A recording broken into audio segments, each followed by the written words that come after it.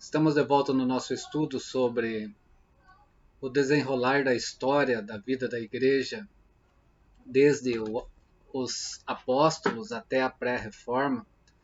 Hoje nós queremos estar lembrando um pouquinho sobre o período que aconteceu entre Agostinho, até chegar ao rei Carlos Magno, que é um pedaço interessante da história na igreja, no desenvolvimento dessa igreja também, e também nas dificuldades que essa igreja se encontrou de forma mais politizada. Até aqui nós vimos o quê? Agostinho e seus contemporâneos, mais precisamente Jerônimo, Ambrósio e o próprio Agostinho, onde nós vamos ter aqui algumas questões relacionadas com a teologia e as heresias adentrando no seio da igreja.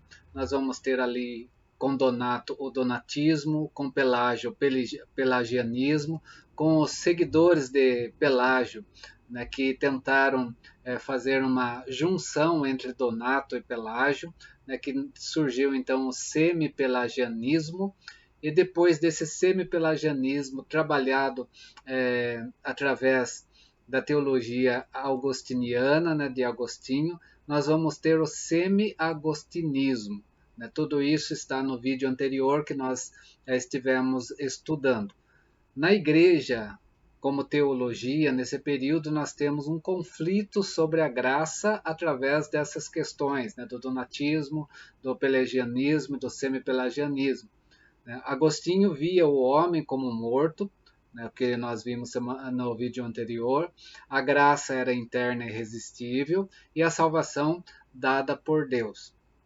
Pelágio já via o homem como uma pessoa sã, a graça é de forma externa e irresistível e a salvação vem pelos esforços humanos. O semi-pelagianismo já tratava de um homem doente, e a graça era interna, mas ela poderia ser resistível, e a salvação era uma cooperação entre o homem e Deus. Tudo isso nós tivemos no vídeo anterior. E a arte da igreja primitiva que nós vimos ali, quando ela começa a expressar a sua fé por meio não só litúrgico, mas também de outras formas. Nós temos a arte na palavra, nós vamos ter os sons através das músicas, as imagens sacras e o espaço nas construções das grandes catedrais também que vão surgindo até esse momento também. Hoje nós vamos estar falando um pouquinho sobre o novo caminho da igreja no Oeste. Entre 400 a 600 depois de Cristo, a unidade política do Oeste desapareceu. Tribos germânicas penetraram no Império e geralmente essas tribos eram de pessoas seguidoras de Ario e do arianismo, que nós temos também, nós já vimos em vídeos anteriores, que ensinava o quê? Ser Cristo apenas uma criatura, a heresia de Ario que nós vimos aí que foi debatida em concílios, que levou o quê? Essa penetração então dessas tribos germânicas no Império levou uma tensão na igreja, principalmente entre católicos e arianos aqui nessa igreja no Oeste. Foi necessário uma liderança forte para unir esses povos nesse momento, aonde o papado levantou-se para preencher esse vácuo de liderança que o Oeste estava tendo. Devido ao quê? Devido aos imperadores que não estavam mais residindo em Roma, mas sim que eles fizeram de Constantinopla a sua capital, o seu lugar de estar governando todo o império. Agora, uma transferência de função vai ocorrer no século V, do império para a igreja, por essa questão desse vácuo que aconteceu na liderança, do imperador para o papa, por bispos romanos capacitados, como Leão o Grande, que nós temos do ano 440 a 461 depois de Cristo, como o primeiro papa. Entre as tribos germânicas, porém, os francos destacavam-se em mais ou menos o ano 496, o rei Clovis, que é batizado na Igreja Católica, trazendo então um novo momento para o Oeste e também para a Igreja. A conversão de Clovis foi comparado com a de Constantino, né, há quase 2 séculos anterior, né, uma conversão também meia politizada que nós vamos ter. Porque a solução para o problema vindo da imigração germânica foi: arianos e pagãos precisavam ser catolizados, né? E como o líder germânico aceitou a religião católica, era costume de que, naquela época, quando o líder aceitava e trazia a religiosidade sobre si, né, os seus liderados, né, ou a sua tribo, também aceitavam essa religião para si, de forma mais plena. Nisso, então, as igrejas germânicas não reconheciam qualquer autoridade fora dos limites do seu território, né? Porque o líder, né, da tribo reconhece aquela religião e traz sobre si, todos participam junto com eles desse momento.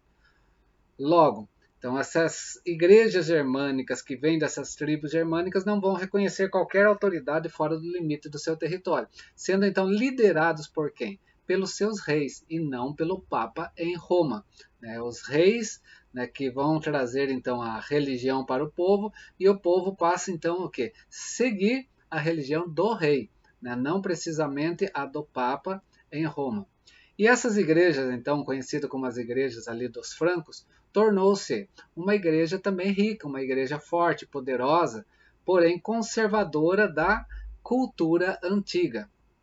Martinho de Tours era o seu santo mais venerado. E eles viviam o quê? Viviam nessa crença ariana. Né? A crença ariana que entendia Jesus Cristo como uma criatura. Né? Ou seja, havia uma heresia nessa igreja e eles viviam, né, de forma a essa heresia. O que trouxe, então, tensão entre essa igreja e também com os católicos. Falando em católicos aqui, ainda não estamos falando na igreja católica romana. Estamos ainda falando de uma igreja católica. Né? Até que todos fossem, então, o quê? Catolizados. Né? Essa tensão aconteceu até que todos fossem. Com isso, então, o que vai acontecer? O Papa Gregório I, o Grande, como era conhecido, do ano 590 a 604 depois de Cristo, né, com ele na liderança da igreja, ele também passa o quê? A liderança da igreja germânica passaram também a estar sendo, né, guiada pelo papado a partir de então.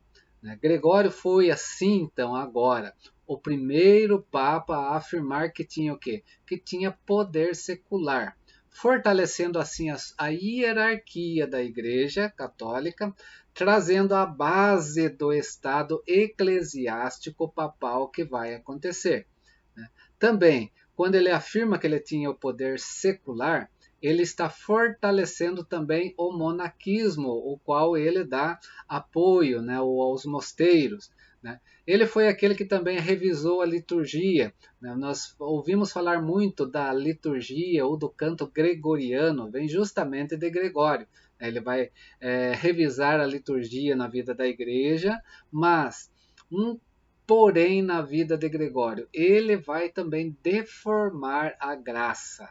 Aquela graça, a salvação vindo unicamente e exclusivamente por meio de Jesus Cristo, o nosso Senhor e Salvador.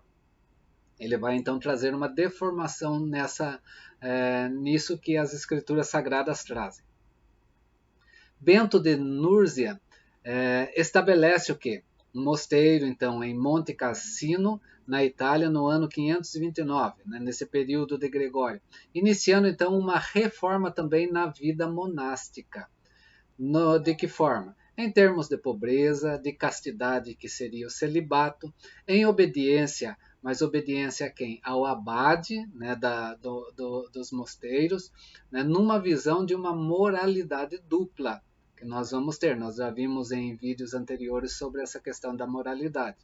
O propósito desta vida, que também era uma vida ascética, porque era uma vida em mosteiros, era sim trabalhar nas roças, cuidar dos pobres, trazer a educação, né, a partir deles, né, e mais tarde eles vão começar agora os mosteiros também a confeccionar, né, a produzir, né, produzir estudos, produzir literaturas, os livros vão começar a se formar a partir então dos mosteiros.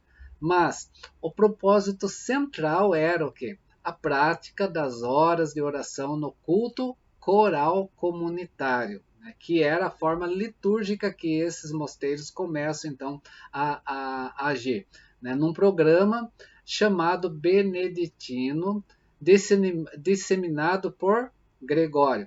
Daí vem então essa expressão que nós temos, o canto gregoriano na liturgia católica, que começa aqui então a tomar a sua forma. Gregório também adaptou o quê? O agostinismo nas necessidades do homem, né? Sendo que a salvação o fruto da cooperação entre Deus e os homens. Lembra aquilo que o semipelagianismo nós vimos na aula passada atrás? Depois ela é revestida de conceitos de Agostinho, né, que vai surgir o agostinismo, né, que também trata dessa cooperação, né, da salvação, né, entre Deus e o homem, pela penitência e pelas obras meritórias, né, sendo então essa cooperação vindo desse fruto da penitência e obras meritórias. Mas também acrescenta que a alma do crente comum deveria ser purificada pelo fogo. E aqui começamos então, nesse período de Gregório, né, o chamado entendimento do purgatório depois da morte, onde deforma então, por essa questão também do semipelagianismo revestido de Agostinho e também da questão da purificação da alma no purgatório depois da morte, então está deformando aqui Gregório, né, a teologia da graça. Logo, para ele a graça é obtida especialmente pelo sacrifício da ceia. A ceia é sacrificial, né? A ceia vai repetir o sacrifício do Gólgota, né? Essa era a expressão que Gregório trazia, trazendo então ao crente, né, ou aquele que está ali professando Cristo, medo e esperança. O medo e a esperança vão estar contidos também nessa ceia, né, por causa dessa questão sacrificial, né, que nós vamos ter na ceia, né, na missa nesse momento. O pensamento de Gregório ele foi um pensamento que influenciou, né, a Idade Média, né, através do poder gracioso dessas obras meritórias, do domínio do mundo e do desprezo também do mundo, né? Porque nós vamos ter aí o domínio do mundo, né? Porque a igreja vai ter um domínio eclesiástico, mas o desprezo do mundo através também da forma dos mosteiros trabalharem. Mas nesse século também, após Gregório, nós vamos ter um oponente muito feroz no sudeste, não no oeste, mas no sudeste, né? Através de quem? Através do islamismo ou dos maometanos, né, que são os seguidores do profeta Maomé nesse período também, que está presente aqui no sudeste.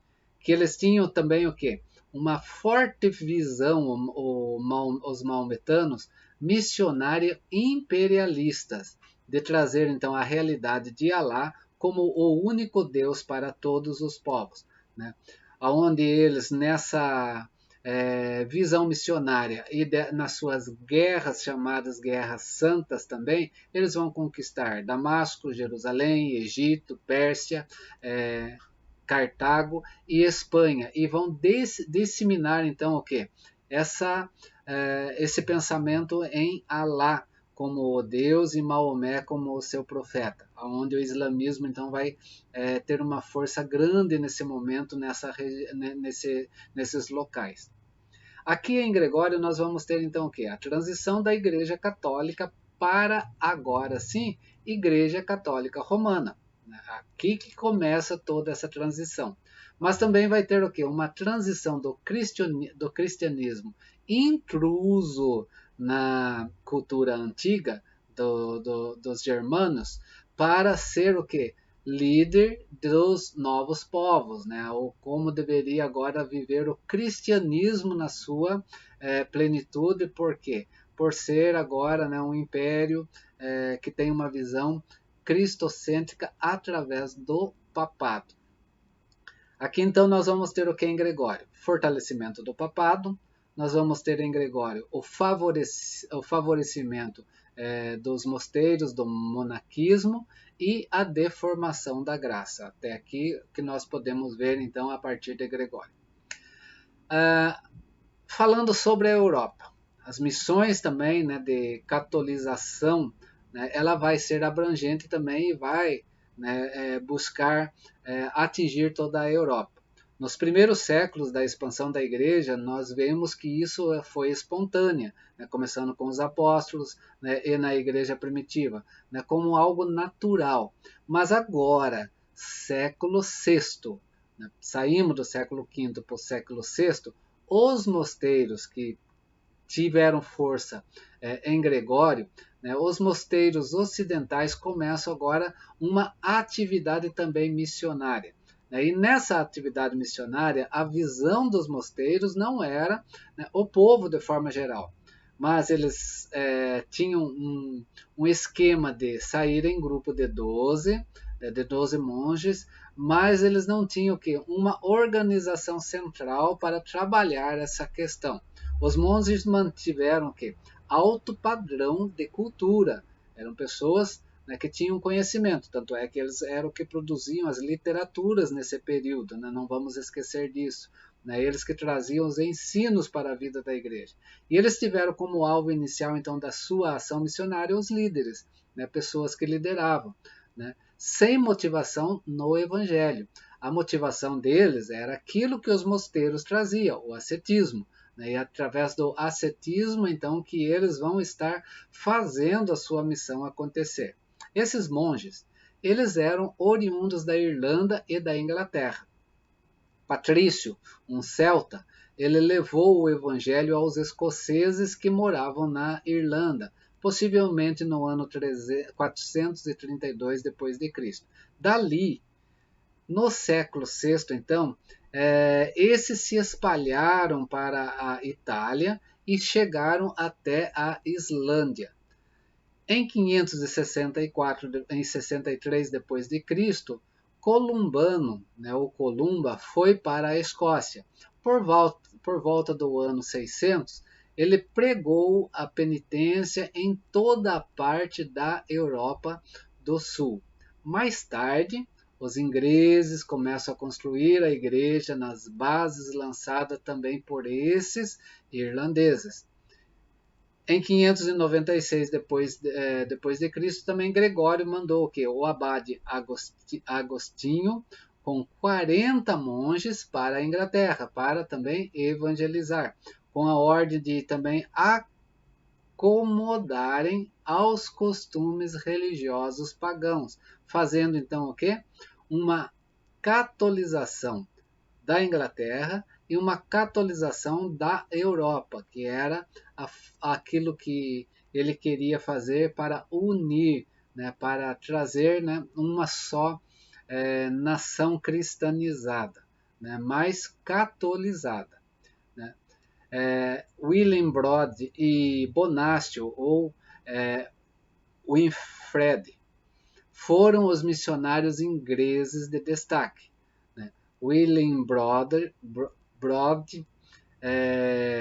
foi conhecido como o apóstolo dos frisões e Winfred foi conhecido como o apóstolo dos alemães.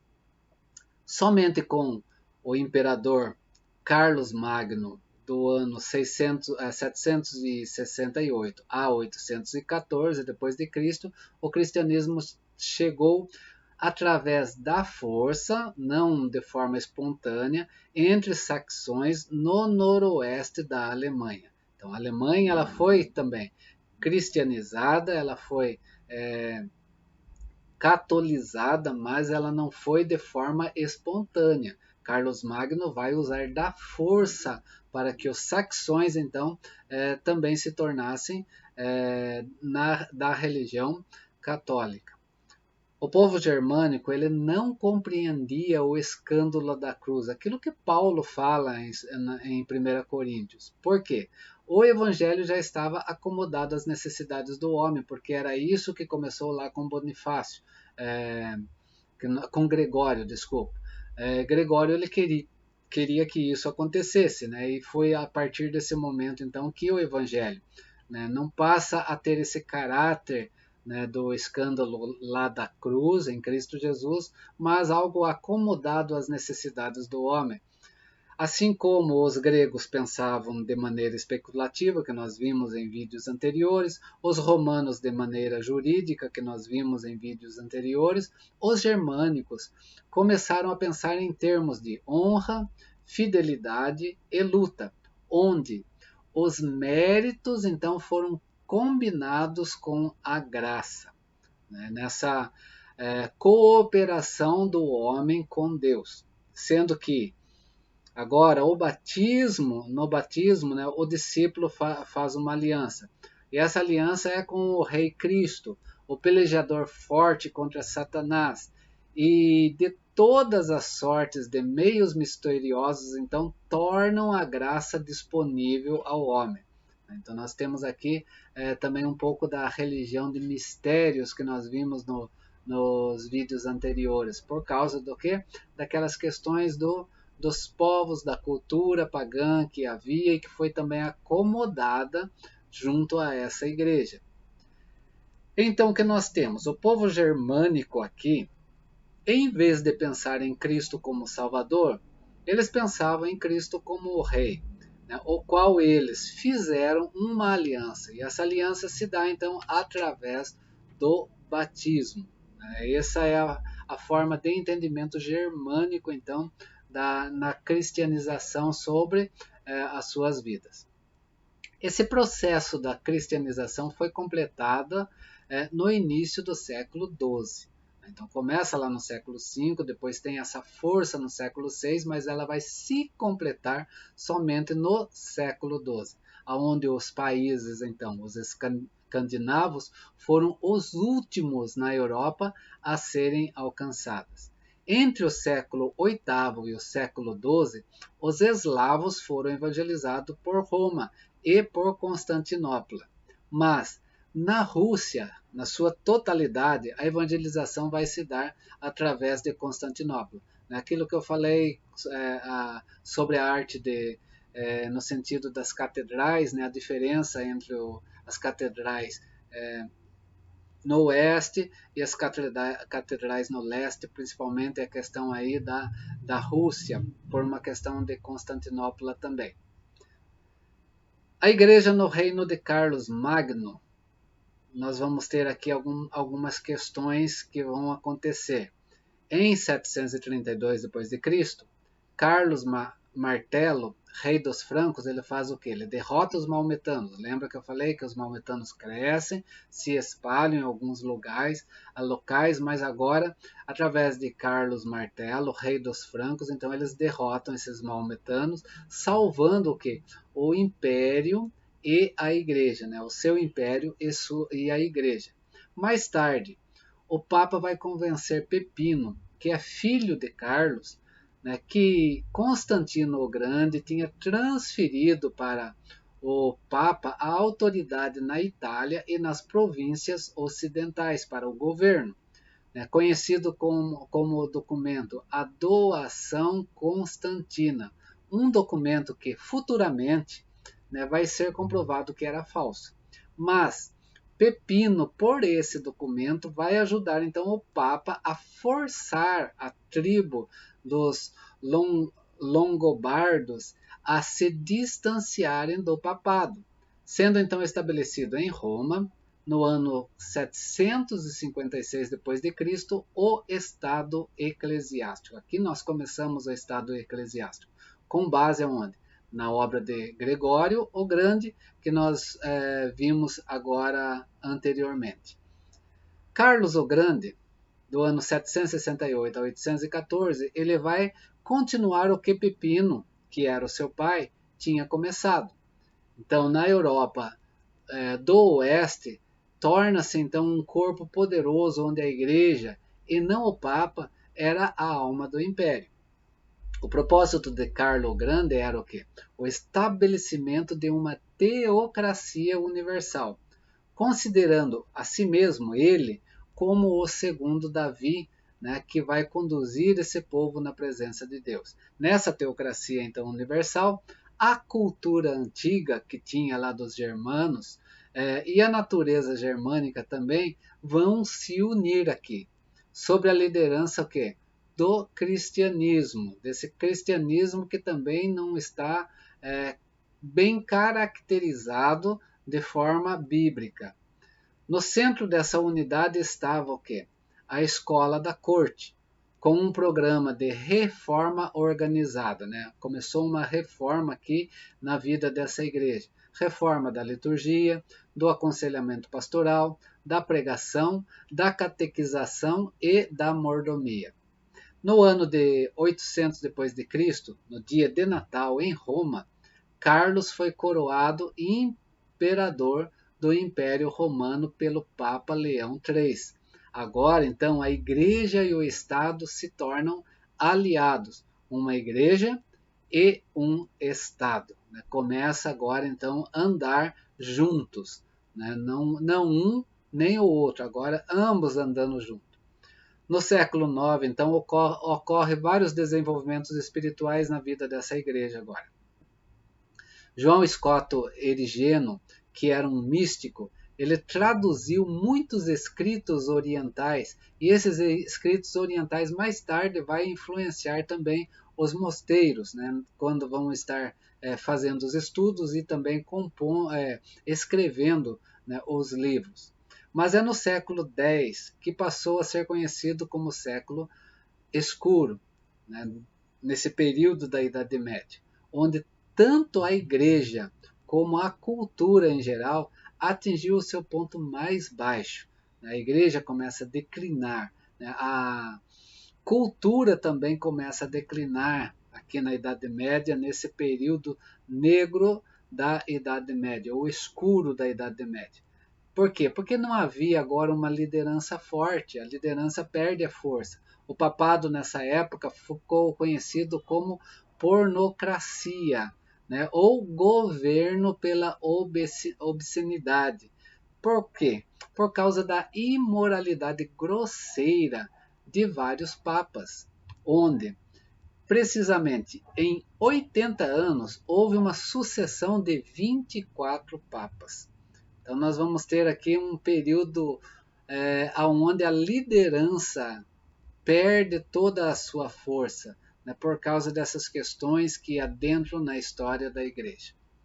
Nas próximas aulas, nós vamos ver aqui a questão da ascensão e do clima da igreja papal, né, que também vai acontecer, né, do Papa contra o Imperador, onde nós vamos ver sobre as cruzadas e também, né, com isso também virá também novamente o declínio papal.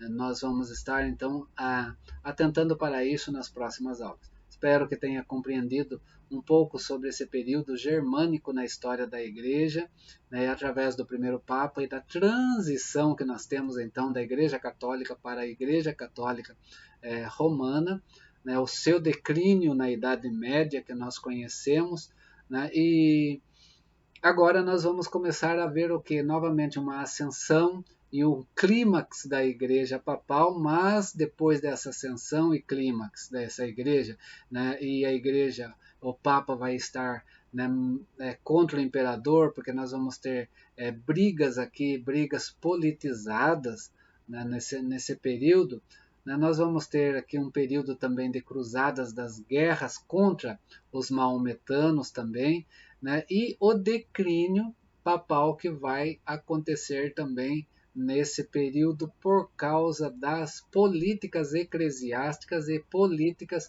imperialistas nesse período também, né, que vai trazer problemas para a vida dessa igreja.